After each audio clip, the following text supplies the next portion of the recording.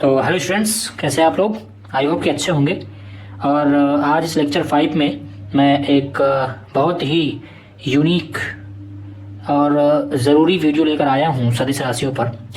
Main चीज़ ये है कि सदिश राशियाँ तो पढ़ लेते हैं, लेकिन कई बार ये नहीं पता होता कि सदिश राशि होने के लिए शर्तें क्या क्या होनी चाहिए।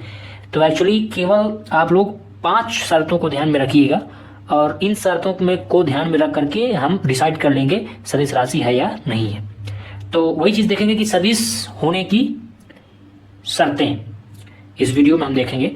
तो उसके लिए पहली शर्त तो ये है कि जो वेक्टर है, यानी ये कहें कि अगर वेक्टर राशि चाहिए हमें, तो वेक्टर राशि के लिए हमने क्या बताया था पिछले वीडियोस में हमने ये बताया कि अगर वेक्टर होगा तो उसमें क्या होगा कि मैग्नीट्यूड होगा और डायरेक्शन होगी।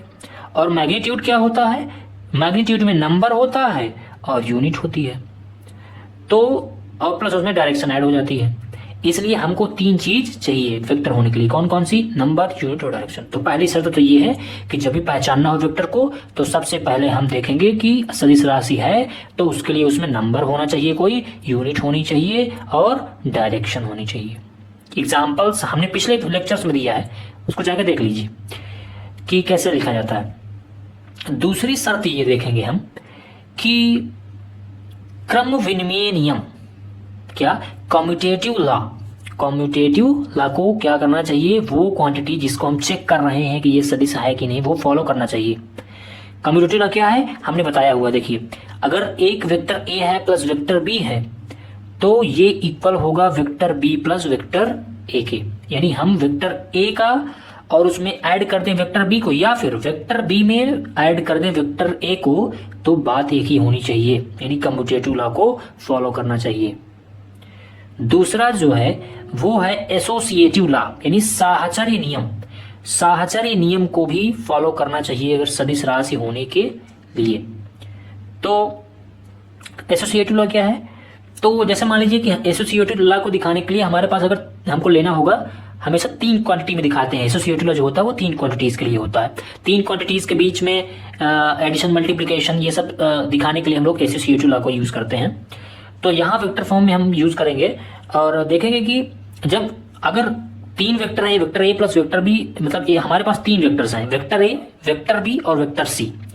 हमको अगर हम वेक्टर ए और वेक्टर बी को एक साथ पहले ऐड कर लें, बाद में उसमें वेक्टर सी को ऐड कर दें, तो ये इक्वल होना चाहिए किसके, कि अगर हम वेक्टर बी और वेक्टर सी को ऐड कर दें पहले, बाद में उसमें वेक्टर ए को ऐड कर दें, यानी इनको साथ में ऐड कर दें, अलग से उसमें वेक्टर ए ऐड करें बाद में, तो कोई इफेक्ट नहीं होना चाहिए।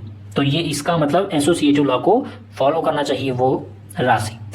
तीसरा है डिस्ट्रीब्यूटिव लॉ, यानी वितरण नियम को फॉलो करना चाहिए अगर सदिश राशि हम चेक कर रहे हैं। वितरण नियम क्या होता है, डिस्ट्रीब्यूटिव लॉ क्या होता है, तो उसके लिए देखिए अगर वेक्टर ए है और उसका मल्टीप्लाई हम वेक्टर बी प्लस सी के साथ करें तो डिस्ट्रीब्यूट हो जाना चाहिए, यानी ये जो वेक्टर ए है ये क्रम से डिस्ट्रीब्यूट हो जाना चाहिए, यानी एक बार बी के साथ जाना चाहिए, एक बार सी के साथ जाना चाहिए। तो ये क्या होना चाहिए, अगर तो मल्टीप्लाई कर दीजिए vector A into vector B plus vector A into vector C, यहाँ डॉट का यूज करेंगे, या फिर ये क्रॉस हो जाए, डॉट या क्रॉस कुछ भी हो, ये डिस्ट्रीब्यूट होना चाहिए बस। अगर क्रॉस के फॉर्म में है तो ए क्रॉस बी प्लस ए क्रॉस सी, ऐसा होना चाहिए, यानी डिस्ट्रीब्यूटिव लॉ को फॉलो करना चाहिए, तभी कह सकते हैं कि ये सदिश राशि है या वेक्टर क्वांटिटी है। अगला जो रूल है वो ये है कि सदिश योग के नियमों का पालन करना चाहिए। सदिश योग के नियमों को पालन करना चाहिए, बहुत बहुत इंपॉर्टेंट पॉइंट है और पिछले लेक्चर्स में हमने काफी डिस्कशन किया है इस पर। तो हमने वहां बताया था कि सदिश योग के 2 नियम हैं, एक है ट्राइंगल रूल यानी त्रिभुज नियम सदिश योग के, वहां पर हमने 2 नियम की चर्चा की थी। अगर आप लेक्चर देखे होंगे पिछला तो आपको पता होगा। और वहां हमने ये कहा था कि हम आगे इन दोनों रूल को बताएंगे सदिश राशि में भी, और इसका स्पेशल जो एक्सप्लेनेशन है वो अभी भी हम नहीं करेंगे, इसका स्पेशल जो एक्सप्लेनेशन है उसकी ज़रूरत अभी नहीं है, क्योंकि अभी हम केवल शर्त देख रहे हैं। इसके बाद वेक्टर राशि, वेक्टर क्वांटिटीज़ का एग्जांपल्स देखेंगे और उसके बाद इन सारे रूल्स का एक्सप्लेन करेंगे अच्छे से। तो अभी हम जान गए, वहां हमने डिस्कस किया था कि सदिश योग के दो नियम होते हैं, एक त्रिभुज का नियम और एक समांतर चतुर्भुज का नियम। तो उन दोनों नियमों को फॉलो करना चाहिए। और अदिश राशि में हमने बताया था स्केलर क्वांटिटी में कि बहुत सारे ऐसे एग्जांपल्स थे जिनमें डायरेक्शन तो थी, यानी वो सदिश राशि होने चाहिए, उनमें डायरेक्शन थी, कोई नंबर भी था, यूनिट भी था, यानी पहला केस फॉलो हो रहा था, ये पहला केस फॉलो हो रहा था, लेकिन फिर भी वो वेक्टर क्वांटिटी, वो स्केलर क्वांटिटी ही थी, यानी वेक्टर क्वांटिटी नहीं थी। तीनों रूल फॉलो होने के बावजूद भी हम उसको वेक्टर क्वांटिटी नहीं कह पाए। क्यों? क्योंकि ये रूल भी फॉलो होना चाहिए। कुछ ऐसी क्वांटिटीज मिली, कुछ ऐसी स्केलर क्वांटिटीज मिली जिनमें फर्स्ट, सेकेंड, थर्ड और फोर्थ ये सभी रूल वर्क कर रहे थे, लेकिन फिर भी हम उसको आदिश में ही रखे, सदिश नहीं बोल पाए। क्यों? क्योंकि वो ये पांचवा रूल फॉलो नहीं कर रहा था। और पूरे यूट्यूब और गूगल पर एक साथ इन पांचों रूल को कोई भी टीचर या पूरे यूट्यूब पर कोई डिफाइन नहीं किया होगा। एक साथ आप कोई वीडियो देखें तो कोई बता दिया कि एक यूट्यूब में ढूंढे तो उसमें पता चल गया कि सर सदिश राशि होने के लिए तीन चीजें होनी चाहिए, नंबर, यूनिट और डायरेक्शन। फिर कभी किसी ने बता दिया थोड़ा बहुत कि नहीं, इसके लिए कम्प्यूटेटिव लॉ को भी फॉलो होना चाहिए, कभी किसी ने बता दिया, तो इस तरह से टाइम बहुत ज़्यादा लॉस हो गया। लेकिन एक ही वीडियो में सारा कुछ मिल जाए तो ये टाइम लॉस को बचाता है, और इस कंपटीशन में हमको टाइम लॉस को ही बचाना है, चाहे वो जिसके थ्रू भी हमारा टाइम लॉस होता है, यानी चाहे मोबाइल पर टाइम लॉस होता है या फिर और चीज़ों पर टाइम लॉस होता है, वहाँ हमको टाइम मैनेजमेंट ही तो बहुत बड़ी चीज़ है इस वर्ल्ड में। टाइम पर ही तो रिसर्च हो रहे हैं हमेशा से। Special theory of relativity of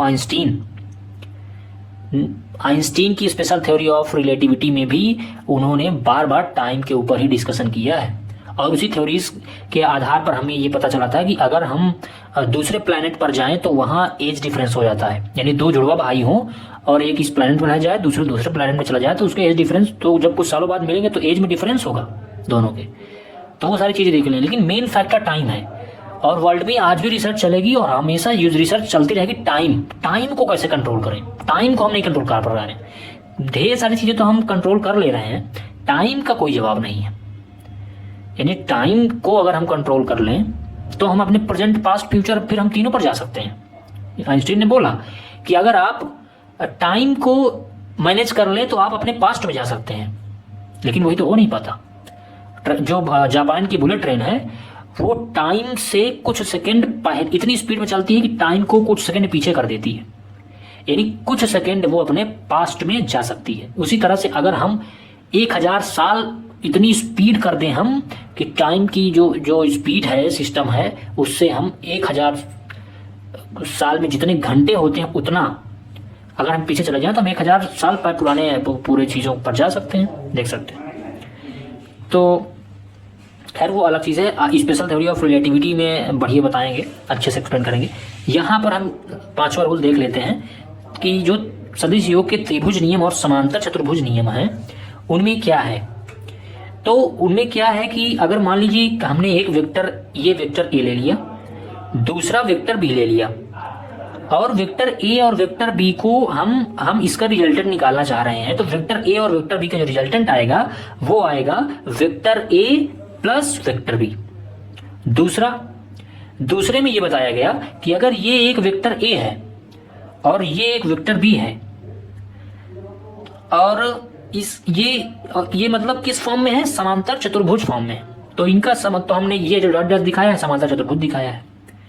तो मान लीजिए समांतर चतुर्भुज है, दो वेक्टर ले लिए, दो वेक्टर इस कंडीशन में लेने के बाद हमने ये दिखा दिया कि, और इस डॉटेड लाइन करके हमने मिला दिया, तो एक समांतर चतुर्भुज प्राप्त हो गया। समांतर चतुर्भुज प्राप्त होने के बाद ये था कि ये जो इसका डायगोनल होगा यही रिजल्टेंट होगा। यानी अगर समांतर चतुर्भुज का हमें रिजल्टेंट निकालना हो वेक्टर क्वांटिटी के फॉर्म में, तो उसका रिजल्टेंट वही होगा, कौन सा, ये डायगोनल, यानी जो ये विकर्ण होगा वही उसका रिजल्टेंट होगा। बस कुल इतना बताया गया है समांतर चतुर्भुज में, बाकी बहुत ज्यादा डिटेल में है तो इसका अलग से वीडियो तो हम बनाएंगे ही आगे। तो फिलहाल यहाँ ये देख लेना है कि इसके 2 रूल्स हैं, ये फॉलो होने चाहिए। तो जनरली इसमें ये है कि अगर समांतर चतुर्भुज की आकृति है तो फिर उसमें रिजल्टेंट ये होगा, इसलिए जनरली अगर इसको दिमाग में रखना चाहिए। अगर नहीं भी रहता है तो जनरली हम लोग इसी को चेक कर लेते हैं, और ये अगर फॉलो करता है, ये और 4 रूल ऊपर वाले फॉलो करते हैं तो फिर सीधे बोल देते हैं कि वो सदिश राशि है। तो आज का ये वीडियो यहीं क्लोज होता है, और अच्छे से कॉन्सेप्ट्स को क्लियर करते जाइए, वीडियोस देखते जाइए, और कोई भी क्वेश्चन दिमाग में रह ना जाए, क्योंकि यही मैं कोशिश करता हूं कि कोई भी क्वेश्चन दिमाग में रह ही ना जाए कि आप पूछने का चांस ही ना मिले आपको। यानी आपके दिमाग में जो क्वेश्चन आने वाला है फ्यूचर में, उसका जवाब पहले से ही ऑलरेडी मिल जाए, इससे अच्छा क्या हो सकता है। तो कहीं ना कहीं वो स्टूडेंट्स लकी हैं जिनको पहले से ही सारे ये जवाब मिलते जा रहे हैं। अभी वीडियोस में कुछ यूनिकनेस है, लेकिन जो आगे के वीडियोस हैं उनमें ये यूनिकनेस लगातार इंक्रीज होगी, क्योंकि आगे कुछ ऐसे पॉइंट्स हैं जो कहीं मिल ही नहीं सकते, केवल इस चैनल पर मिल सकते हैं। यानी वो ऐसे टॉपिक्स होंगे कि उन टॉपिक्स को, उन वीडियोस को देख करके मुझे यूट्यूब को और गूगल को भी कहना पड़ेगा कि सर आप भी थोड़ा देखिए, जो भी ऑनर हैं आप वीडियोस को देखिए और इस मैटर को ले जा करके दोनों पे शामिल करिए, अदरवाइज आपके इन दोनों ऐप्स का जो महत्व है वो कम हो जाएगा, और उसकी जगह पे एक नॉलेज साइंस कहीं ना कहीं बढ़ जाएगा उसका, तो आपको बड़ा घाटा हो जाएगा। तो फिलहाल इस वीडियो को यहीं क्लोज करते हैं, और अच्छे से पढ़िए।